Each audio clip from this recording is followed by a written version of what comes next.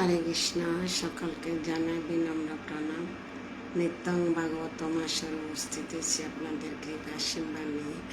আজকে হচ্ছে 171তম পর্ব। এই 171তম পর্বতে জানে কৃষ্ণের প্রীতীয় শুভেচ্ছা। হরে কৃষ্ণ। ওম অজ্ঞানং তিমিরান্ধস্য জ্ঞানঞ্জন শলাকায় চক্ষুরুন্মীলিतं येन তস্मै শ্রী গুরুবে নমঃ। শ্রী চৈতন্য মনোভীষ্টং স্থাপিतं येन ভূতলে স্বয়ং রূপ কদা মह्यं দদাতি স্বপদান্তিকं।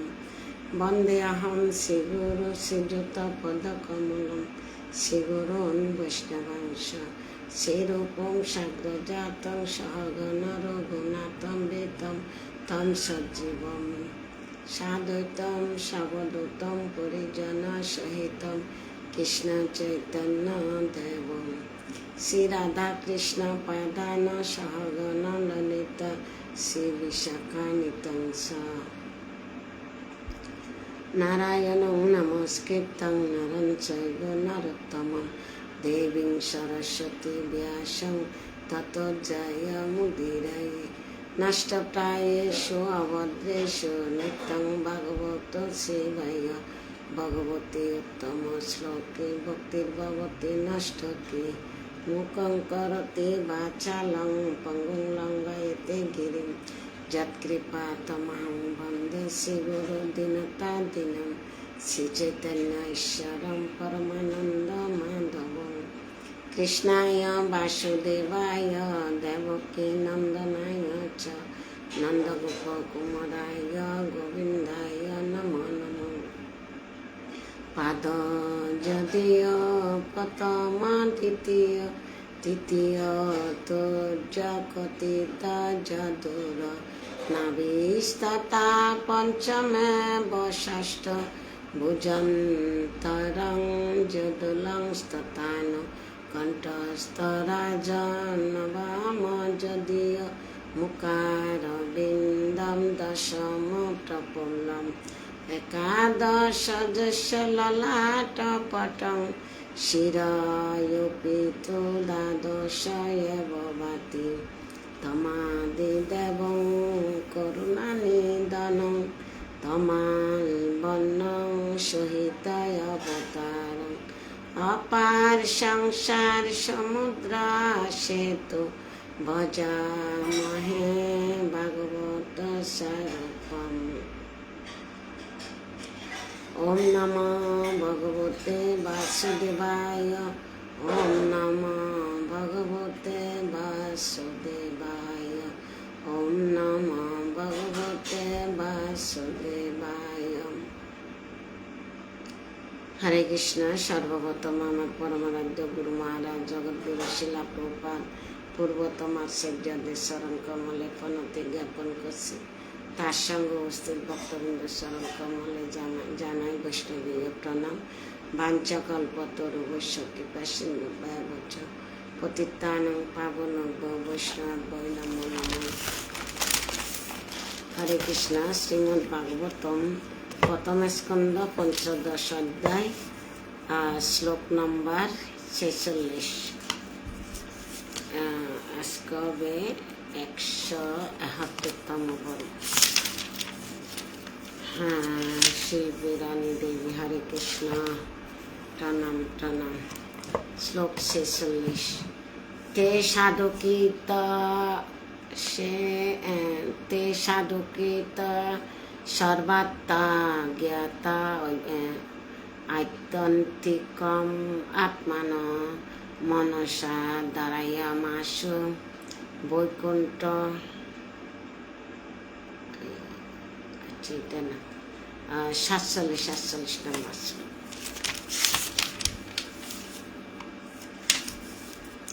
তদ্যানা উদ্দিউত্তা বক্তা বিশুদ্ধ দিশনা পরে তস্মিন নারায়ণ পদে একান্তমতয় গতিম আবাফু দুরাবাপাম তে আসব্বি বিষয়াত্মবি বিদুত কলমশস্থানম বিরজেন আত্মানহি।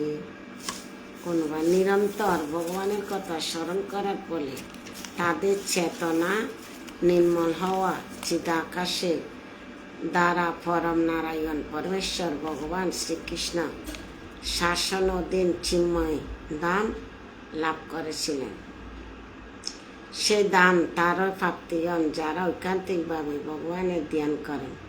গোলক বৃন্দাবন নামক ভগবানের সে ধাম জড় বিষয়াসক্ত মানুষেরা কখনো লাভ করতে পারে না, কিন্তু পাণ্ডবদের সমস্ত জড় কলুষ সম্পূর্ণভাবে বিধৌত হয়েছিল বলে তারা সশরীরে সে ধাম প্রাপ্ত হয়েছিলেন। তাৎপর্য করেছেন শিলা প্রভুপাদ। জয় শিলা প্রভুপাদ। শিলা জীব গোস্বামীর মতে যে মানুষ প্রকৃতি সত্য রজ এবং তমগুণের প্রভাব থেকে মুক্ত হয়ে সিংহস্তরে অধিষ্ঠিত হয়েছেন, তিনি তার দেহ পরিবর্তন না করে জীবনের পরম গতি লাভ করতে পারেন।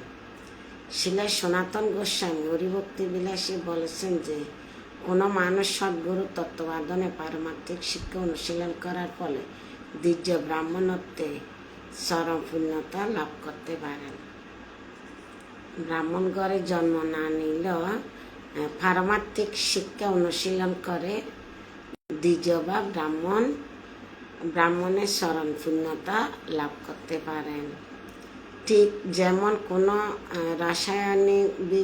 বিশেষ রাসায়নিক কৌশলে খাসাকে সোনার পরিবর্তন করতে পারে, তাই ব্রাহ্মণত্ব লাভের ব্যাপারে সদ্গুরু শিক্ষা এবং নির্দেশ সবচেয়ে গুরুত্বপূর্ণ। দেহের পরিবর্তন না করে ব্রাহ্মণ হওয়া যায়, তেমনি যথাযথ পন্থা অনুশীলন করার মাধ্যমে দেহের পরিবর্তন না করে ভগবানের কাছে ফিরে যাওয়া যায়। শিল জীব গোস্বামী তার টিকায় মন্তব্য করেছেন যে এখানে হি শব্দটি ব্যবহার দৃঢ় নিশ্চিতভাবে সত্যকে প্রতিপন্ন করেছেন এবং সে সম্বন্ধে কোনো সন্দেহ নেই। শ্রীমদ্ ভগবদ গীতাতে 14 অধ্যায় 26 নম্বর শ্লোকে শিলারূপ গোস্বামী এবং এই উক্তিতে সমর্থন করা হয়েছে যে যেখানে ভগবান বলেছেন যে তিনি অবিচারিণী ভক্তির দ্বারা আমার সেবা করেন, তিনি জড়া প্রকৃতি 3টি গুণের কলুষ থেকে মুক্ত হয়ে ব্রহ্মভূত অবস্থা প্রাপ্ত হন এবং যখন অনন্য ভক্তি সহকারে ভগবানের সেবা করা হয় তখন সেই ব্রহ্মের পূর্ণতা স্তরে অতিক্রম করা হয়। কিভাবে ভক্তি করলে ভগবানের সান্নিধ্য লাভ করা যায় তাই প্রভুপাদ বিশ্লেষণ করছে। দেহে পরিবর্তন না করে যে ভগবানের পরমধাম গোলক বৃন্দাবনে ফিরে যাওয়া যায় সে সম্বন্ধে কোনো সংশয় নেই। সে কথা পূর্বে ভগবানের শরীরে পরিবর্তন না করে তার ধাম ফিরে যাওয়ার সম্বন্ধে আলোচনা করা হয়েছে। এগুলা আগে শ্লোকে আলোচনা করা হয়েছে। এখন শ্লোক 49। বিদুরা অপি পরিত্যাজ্য প্রবাসে দেহাত্মান কৃষ্ণ আবেশনে তচ্চিত্ত পৃথিবী সকয়ম যোজ। অনুবাদ: বিদুর শ্রীকৃষ্ণের চিন্তায় আবিষ্ট হয়ে প্রবাস তীর্থে দেহ পরিত্যাগ করে পিতৃগণ সহ স্বস্থানে গমন করলেন। কে? বিদুর শ্রীকৃষ্ণের চিন্তায় আবিষ্ট হয়ে প্রবাস তীর্থে দেহ ত্যাগ করে পিতৃগণ সহ স্বস্থানে গমন করলেন। বিদুর দেহ ত্যাগ করছে। তাৎপর্য করেছেন শিলা প্রভুপাদ। জয় শিলা প্রভুপাদ। পাণ্ডব এবং বিদুরের মধ্যে পার্থক্য আছে। পাণ্ডবেরা ভগবানের নিত্য ভাষ্য, পাণ্ডবেরা কে? ভগবানের নিত্য ভাষ্য।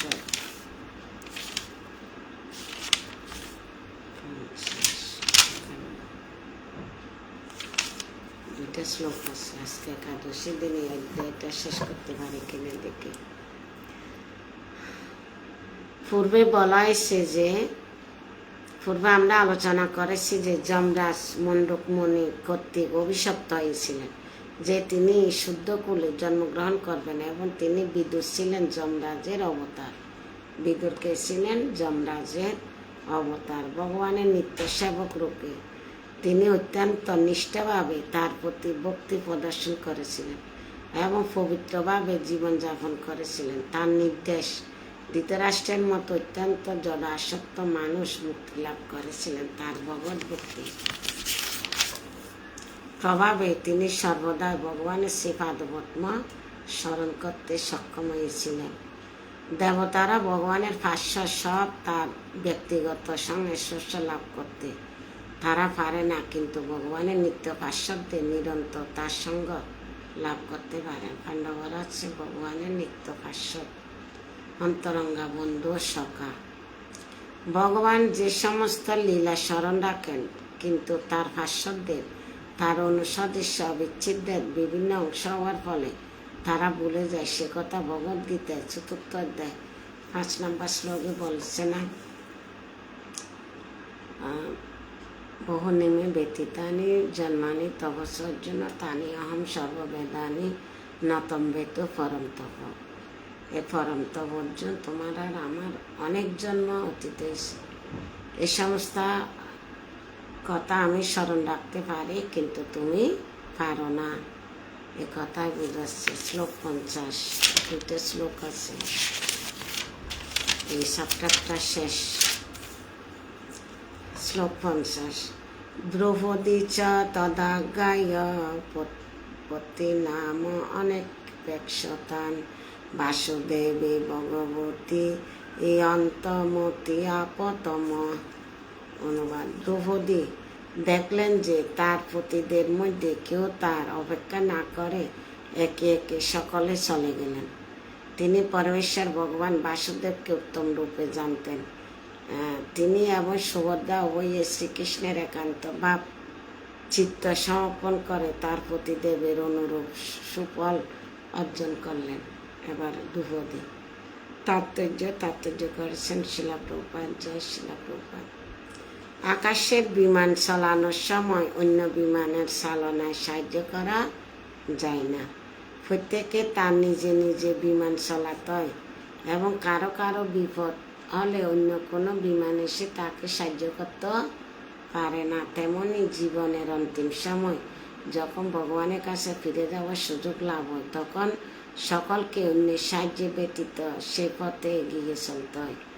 আকাশের উড়াবার আগে মাটিতে থাকার সময় সাহায্য পাওয়া যায়, তেমনি শ্রীগুরু পিতা মাতা আত্মীয় স্বজন প্রতি এবং অন্য সকলে জীবদশা নানানভাবে সাহায্য করতে পারে, কিন্তু ভবসমুদ্র পার হওয়ার সময় পুনরুদ্ধ সমস্ত উপদেশ স্মরণ করেন। শিল্পীরানী আলপনা। হরে কৃষ্ণ। দ্রৌপদীর 5 জন পতি ছিলেন, কিন্তু তাদের কেউ দ্রৌপদীকে তাদের সঙ্গে যেতে আহ্বান করেননি। তার মহান পতিদেব অপেক্ষা না করে দ্রৌপদীকে আত্মনির্ভরশীলতা হয়েছিল। যেহেতু তিনি পূর্বে যথার্থ শিক্ষা লাভ করেছিলেন, তিনি তৎক্ষণাৎ পরমেশ্বর ভগবান বাসুদেব শ্রীকৃষ্ণের শ্রী পাদপদ্মে তার চিত্ত নিবিষ্ট করলেন। কে? দ্রৌপদী। পঞ্চস্বামীরা আপনা চলে গেছেন। দ্রৌপদী চিন্তা করতেছে, আমি একমাত্র ভগবানের উপর নির্ভর করে আছি। পতিরা তাদের স্বামীদের মতো একই গতি প্রাপ্ত হয়েছিলেন, অর্থাৎ তাদের দেহের পরিবর্তন না করে তারা ভগবত ধামে ফিরে গিয়েছিলেন। আচ্ছা, শিলা বিশ্বনাথ ঠাকুর মন্তব্য করেছিলেন যে সুভদ্রার নাম যদিও এই শ্লোকে উল্লেখ করা হয়নি, তিনি দ্রৌপদীর গতি প্রাপ্ত হয়েছিলেন। তাদের দুজনে দেহত্যাগ করা হয়নি, তারা সশরীরে ভগবানের চরণে আশ্রয় পেয়েছিলেন। লাস্ট শ্লোক 51। যশোদায়া এতদ্ভগবৎ প্রিয় নাম পাণ্ডব চ্যুতনাময়িতি সম্প্রায়াণম শিনতি আলম শস্তয়ন পতিব্রতম লব্ধাহর ভক্তিম উপেত্য সিদ্ধিম। অনুবাদ: মিত্র গৌরদাস। হরে কৃষ্ণ প্রভু প্রণাম। ভগবানের প্রিয় পাত্র পাণ্ডবদের এই পরম পবিত্র পরম মঙ্গলময় মহাপ্রস্থান কাহিনী যিনি শ্রদ্ধা সহকারে শ্রবণ করেন, তিনি অবশ্যই ভগবত ভক্তি লাভ করে পরম গতি প্রাপ্ত হন। এই যে এই চ্যাপ্টারটার নাম হচ্ছে যে পাণ্ডবেরা যথাসময়ে অবসর গ্রহণ, পঞ্চদশ অধ্যায়। তো কিভাবে তারা গৃহস্থ জীবন থেকে গৃহ ত্যাগ করে সন্ন্যাস আশ্রম নিয়ে তারা ভগবানের কাছে ফিরে গিয়েছিলেন। আর অর্জুন দ্বারকা থেকে ভগবান যে অপকর লীলা করছে এই সংবাদ আনার পরে কি কি হয়েছিল, তো এই কাহিনীগুলা যদি আপনারা, আমি তো সব প্রত্যেকদিন ক্লাস দিছি, মাঝে মাঝে ডেক দিয়েছি, ক্লাসটা যদি শুনেন তাহলে আপনাদের কি হবে, যারা এই পবিত্র পরম পবিত্র মঙ্গলময় মহাপ্রস্থানের কাহিনী যিনি শ্রদ্ধা সহকারে শ্রবণ করেন তিনি অবশ্যই মদভক্তি লাভ করে পরম গতি প্রাপ্ত হবেন। তাৎপর্য করেছেন শিলা প্রভুপাদ। জয় শিলা প্রভুপাদ। শ্রীমদ্ ভাগবত পরমেশ্বর ভগবান এবং তার পাণ্ডব প্রমুখ তার ভক্তদের কার্যকলাপের বর্ণনা। পরমেশ্বর ভগবান এবং তার ভক্তদের মহিমা বর্ণনা প্রাকৃত এবং শ্রদ্ধা সহকারে তা শ্রবণ করলে ভগবান তার নিত্য পার্শ্বদের সঙ্গলাভ করা যায়। শ্রীমদ্ ভাগবত শ্রবণ করার মাধ্যমে জীবনে পরম গতি লাভ করা যায়, অর্থাৎ ভগবত ধামে ফিরে যাওয়া যায়। ভগবানের নিত্য পার্শ্বদ কারা? নিত্য পার্শ্বদ হচ্ছে যে পঞ্চপাণ্ডবেরা আপনা চলে গেছে, দেখতেছে ভগবান চলে গেছে জগতে, কলির প্রভাব বিস্তার আছে, ব্রাহ্মণেরা পর্যন্ত মানে সবাই অবৈধ সব কিছু শুরু করছে, ব্যবসা বাণিজ্যতে কত হইতে সব কিছু অবৈধ শুরু করে দিছে। মুষ্টিমান 5-6 জন শুধু সৎ আছে, বাকিরা অবৈধ কাজে লিপ্ত হয়ে গেছে। তাই যুধিষ্ঠির মহারাজ চিন্তা করছে জগতে থাকার লাভ হবে না, যেখানে ভগবান নাই সেখানে কলির প্রভাব বিস্তার করছে। তো নিজে নিজে কিভাবে সংসার ধর্ম ত্যাগ করে মনকে একাগ্র করে বনের দিকে প্রস্থান করলেন, ওখান থেকে কিভাবে ভগবানের কাছে ভগবানের শরণ প্রাপ্ত হয়েছেন। তো কাহিনীটা পুরোয় এই ভাগবতম এই পঞ্চদশ অধ্যায়টা শ্রবণ করে যাবেন, তাহলে ভগবান শ্রীকৃষ্ণ কৃপা পাবেন এবং পঞ্চপাণ্ডবেরও কৃপা পাবেন। ইতি যথাসময় পাণ্ডবদের অবসর গ্রহণ। শীঘ্রই শ্রীমদ্ ভাগবতের প্রথম স্কন্ধে পঞ্চদশ পরিচ্ছেদের শিল ভক্তি বেদান্ত তাৎপর্য সমাপ্ত। আগামীকাল থেকে 16 অধ্যায় কিভাবে পরীক্ষিত কলিযুগের সম্মুখীন হলেন শুক্রবার আছে, 1 নম্বর থেকে শুরু হবে। সকলকে অসংখ্য ধন্যবাদ। যারা শ্রবণ করতে পারেননি শেয়ার করবেন।